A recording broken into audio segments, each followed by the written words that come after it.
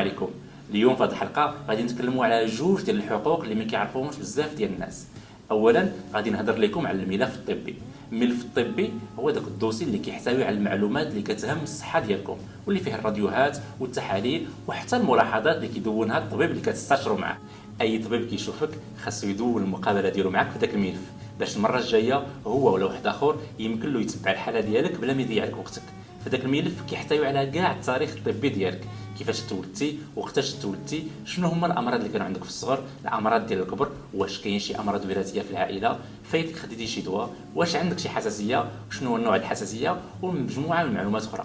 فداك الشيء علاش هذا الدوسي راه مهم بزاف، وراه هو ملك ديالك، يمكن لك تطلع عليه في اي وقت بغيتي، ولا كاع دير عليه شي نسخه الا بغيتي تستشر مع شي طبيب اخر، ولا الا كنتي مسافر شي مسافره طويله ولا قدر الله وقعت لك شي حاجه، باش الطبيب اللي غيشوفك يكون عارف التاريخ ديالك. والحاجه الاخرى اللي خاصكم تعرفوها ان هذا الملف من غير انه ملك ديالكم، فراه حتى واحد ما عنده الحق يطلع عليه من غيركم ومن غير الاطباء اللي كتستشروا معاهم. وهنا كنجيو للحق الثاني، هو انه اللي كيدور بين الطبيب والمريض هو داخل في اطار السر المهني، وحنا كاطباء ما عندناش الحق نتكلموا على الحاله ديالكم مع شي واحد اخر بلا موافقتكم، الا طبعا مع الاطباء اللي داخلين في العلاج واللي خاصنا الاستشاره ديالهم.